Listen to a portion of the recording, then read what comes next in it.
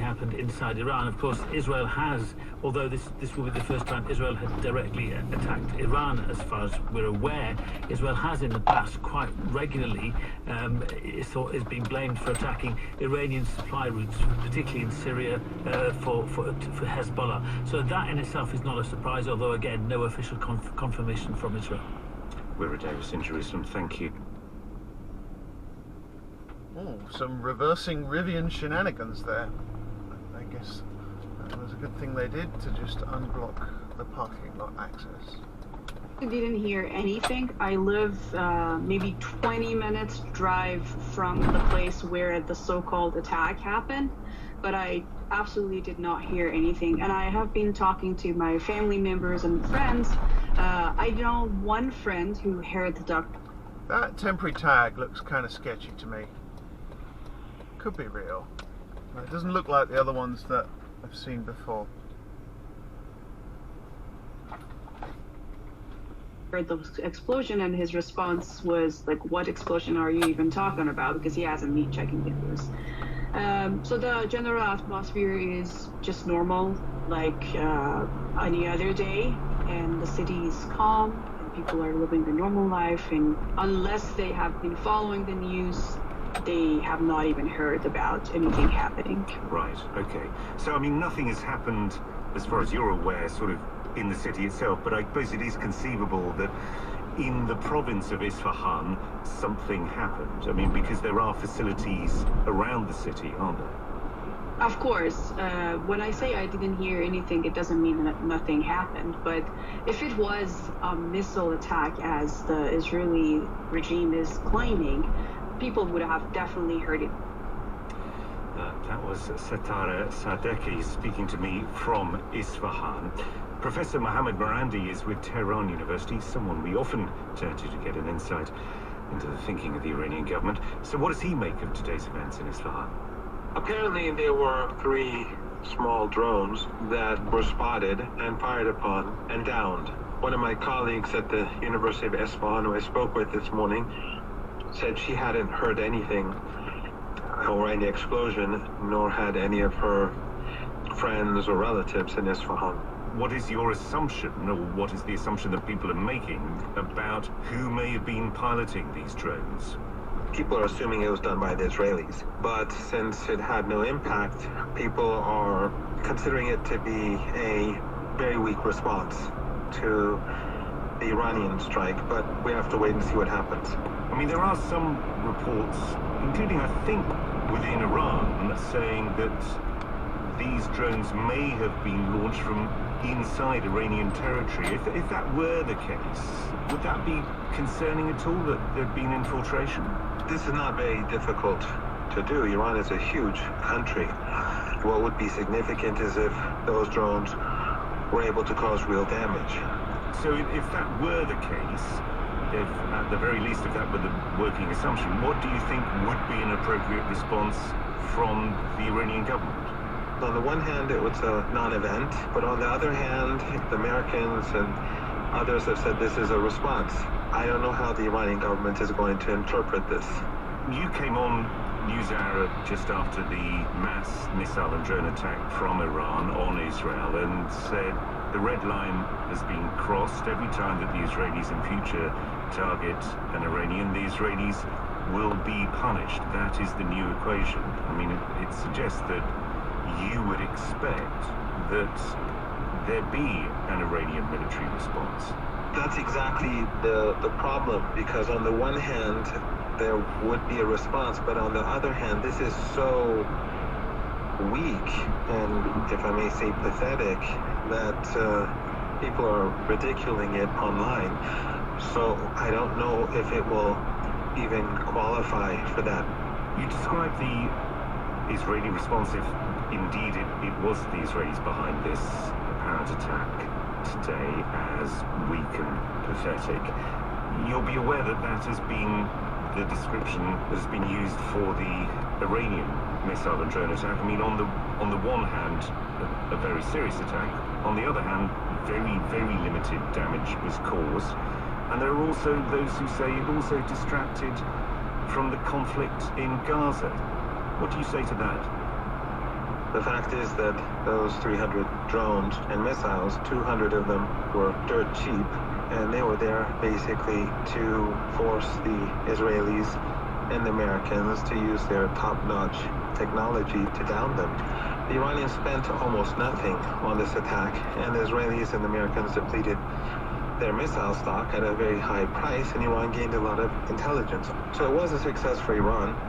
With regards to Gaza, I don't think anything will distract attention away from the genocide. Professor Mohammed Mirandi speaking to us from Tehran. Let's get an insight now from Adnan Tabatabai. He's an Iran analyst, CEO of Carpo, Middle East Affairs think tank, Germany. Adnan, good to have you back on NewsHour. We heard Mohammed Mirandi trying to play things down. What do you read into today's events? What is probably the most important thing, apart from finding out what actually happened, what is really important, and the thing that we can say now is that reactions in Tehran are suggesting that crazy minds are supposed to be cooled, so that no response or no counter attack is launched from Iran, and because it's all about face saving in the end in the region. So apart from finding out what really happened, it really matters to see how the actors are positioning themselves after this latest event. Yeah, I mean, that is certainly what seems to be the broad hope internationally, is that this not go further. Against that, I mean, you might say, well, firstly, this previously sort of shadow war, or war conducted by proxies between Israel and Iran, is out in the open, and also you could make the case that perhaps both sides have slightly miscalculated what the other side's response would be up to now. So I guess I can hear that that's your hope. With what confidence are you delivering it? I believe we have. I always have to think about this analogy of the frogs sitting in slowly boiling water, and I think both parties have been bringing each other into such a situation until they realize that they are pushing the red lines maybe too far.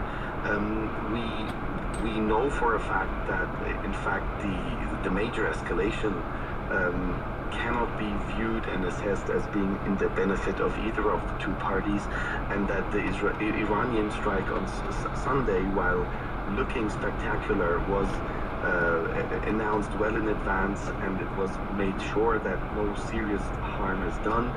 To me, that's an indication that the major escalation is tried to be avoided, and therefore I would view tuning down tension and public attention in Iran in that direction.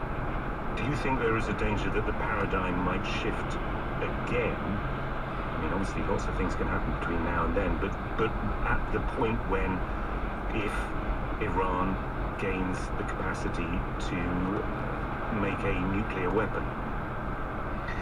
The dangers are of course there, and I think this is also why, apart from musing about whether Iran will now go for a nuclear weapon, it's really up to the international community to really step up the de-escalation efforts now in order to make sure that the downward spiral and all the risks that we are currently in is somewhat halted, because we are seeing that 6 months into this conflict, actors are starting to change their ways, and red lines are being crossed, and former behavioral patterns are becoming obsolete. So this is why it's incredibly important to invest a lot into peace efforts now.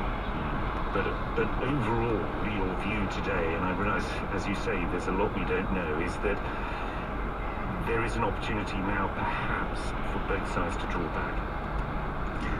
Indeed, yes. So I think the most important point here is the deterrence game, if we want to call it euphemistically a game, the deterrence posture each side is trying to signal to the other. If both sides can claim that deterrence is restored and face saving has been done, at least vis-a-vis its own constituency, then I think both parties can indeed scale down this cycle of escalation for now, and then we can just hope that there won't be a new trigger. And Tabatabai, thank you very much for joining us. We will be going to Israel to hear from a member of the governing Likud party, and also getting insight from the US later in the program here on NewsHour. It's the BBC NewsHour here on WNYC. Later today on All of It, learn about the science of flavor, from our taste buds to the psychology of smell to mastering the chemical processes that take place in the kitchen. Plus, hear about a new documentary that looks at the Lower East Side's historic Palace of Pierogies, Veselka. Tune in today at noon for all of it here on WNYC. 50 degrees right now, mostly cloudy today with high around 60 this afternoon. I'm Peter Sagal. In solidarity with the women of the U.S. Olympic track team, just the men on this week's News Quiz will be wearing embarrassingly skimpy costumes. Tune in to the News Quiz. We're very glad you can't see. That's Wait Wait from NPR. Tomorrow morning at 11 on WNYC. WNYC supporters include Carnegie Hall, presenting pianist Emanuel Ax, performing 3 of Beethoven's piano sonatas, interspersed with short works by Schoenberg, April 21st. Tickets and information at carnegiehall.org. This is News Highlights, live from the BBC World Service with me, Tim Franks. The world's biggest general election started today. India has nearly 1 billion registered voters, and so the votes are actually held in 7 phases. The Prime Minister, Narendra Modi, is hoping to win a 3rd term in office. And here's another number for you. So many people live in the northern state of Uttar Pradesh that the only countries with a bigger population are China, Indonesia, and the United States, not counting India itself. News Hour's James Kumarasamy is there in Uttar Pradesh. This is a polling station in rural Uttar Pradesh. We're in the town of Kairana, and the polling station is, well, we're in a courtyard of what was originally a hostel for pilgrims. It's now a community centre. The walls are pretty just off white, but they have pillars and arches which are pink. There are various entrances depending on which part of town you live in. There are bamboo railings separating them, and men and women go in separate entrances. And looking around, you can see the Hindu areas of town. The women are in saris, and in the Muslim part of town, you can see the women. Many of them are in full face covering. And one of the first people we saw coming to cast a vote was a 93-year-old woman being carried by her grandson because she has a broken hip. I see a state trooper on the shoulder ahead. I am being safety conscious.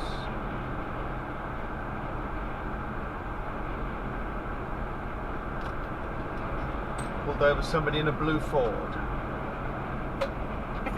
This woman told me she's from a business community and Narendra Modi has been good for businesses. Although what she said she really valued was that he was giving welfare handouts to her family. This is actually a predominantly Muslim area, although quite a lot of the Muslim women we have tried to speak to didn't want to talk to us. But this middle-aged lady did stop to speak to us. She said she voted for change because her children aren't getting jobs, so employment is something that needs to improve. And she also hopes that Hindus and Muslims can live together peacefully.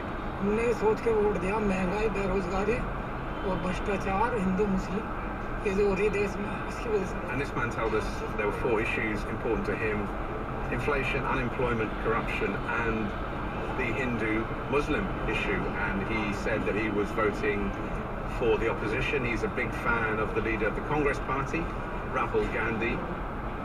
But we're having to go about 200 metres away from the polling station because one of the local candidates, opposition candidate, has come. There's a big press scrum, and we can't actually speak to her inside the confines, so we're having to go about 200 metres away. But let's have a look at what she has to say. News 18 India sorry, James Kumarasamy. Hello, James Kumarasamy from the BBC. Thank you for sparing us a couple of minutes. What does it mean for you to have voted today? It's very exciting because it was my first election, and for the first time I voted for myself.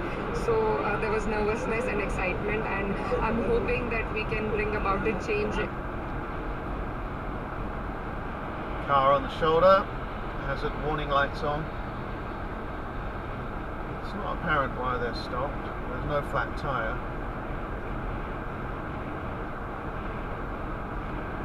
Salvador.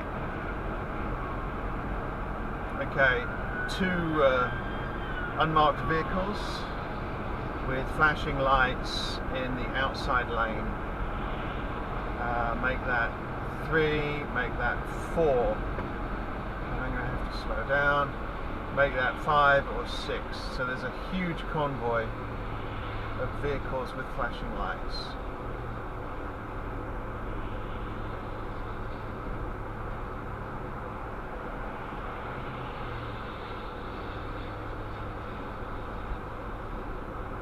One more coming. It looks just like a regular state trooper rather than an unmarked car with stealth lights. That guy's really moving.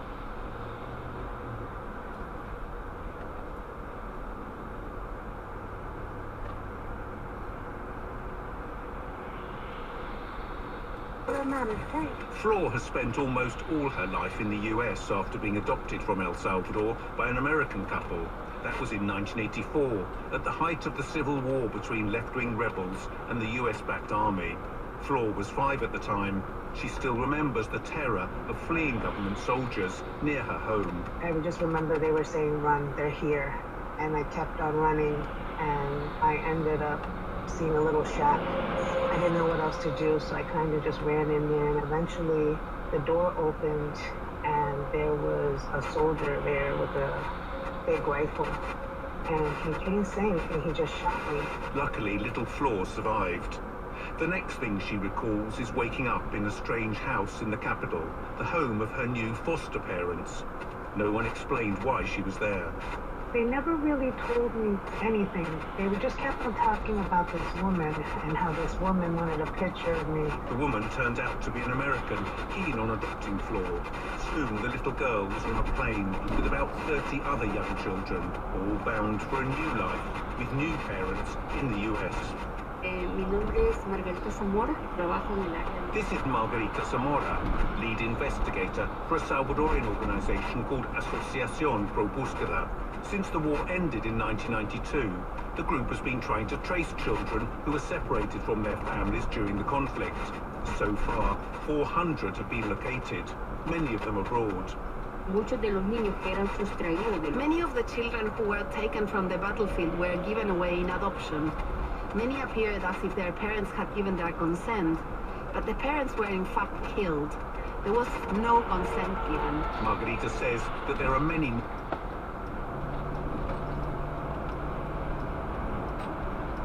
It's a bit tricky to know where the speed limit changes from being in the construction zone to out of the construction zone there. But clearly, the piece of road I'm on has no construction, and there is a sign here which says end road work. So maybe that's the point there.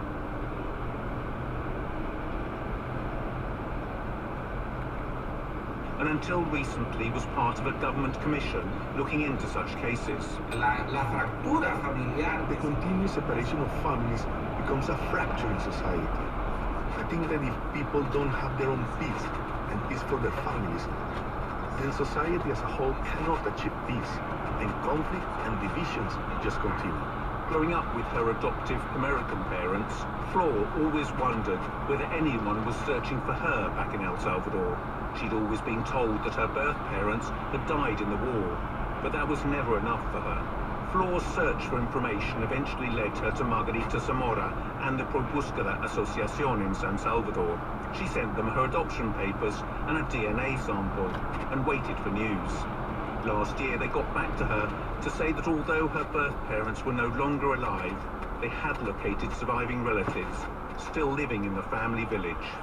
Are you okay? After their emotional reunion a few weeks ago, I spoke to Flor back home in the US. I didn't think that people that didn't really know me that well could have that strong feelings for me, you know? And the fact that I got to see them and hold them in life is just a total different feeling. So do you still think of yourself as one of El Salvador's missing children? Yes, but not anymore. I'm not missing anymore. Ending that report from Mike Lanshan. You can hear more about the story of El Salvador's missing children on the documentary. Just search on BBC World Service, the documentary. This is NewsHour, and we've got much more to come in the next 30 minutes, including reaction from Israel and the United States to those reported strikes on Distribution of the BBC World Service News Hour in the U.S. is made possible by American Public Media, producer and distributor of award-winning public radio content. APM, American Public Media, with support from the Financial Times, whose distinctive pink pages and fearless journalism offers purposefully different angles of American business and political stories. There's more at ft.com.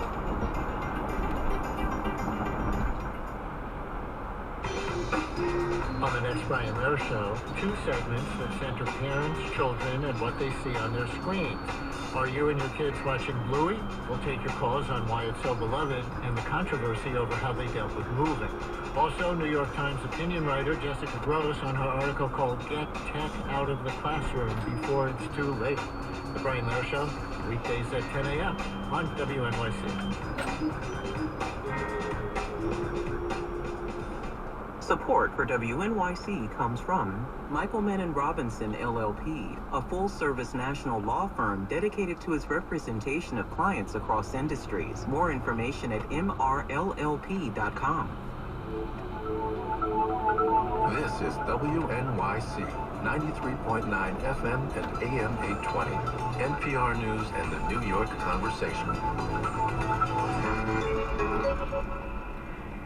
This is WNYC in New York. I'm David First. 50 degrees, it's 9:31.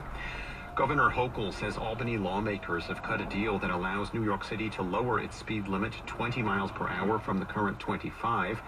For years, Safe Street advocates have fought for the bill known as Sammy's Law, saying it will save lives. It's named after 12-year-old Sammy Cohen Eckstein, who was killed by a speeding driver next to Prospect Park in 2013. His mother, Amy Cohen, is a founder of the group Families for Safe Streets. It's been 10 years since Sammy died. This is faintly unusual to have to wait this long at this light. But if there's any traffic at all, it's basically impossible to cross here, as you can see. There we go. The red light up ahead stopped traffic so that we could turn.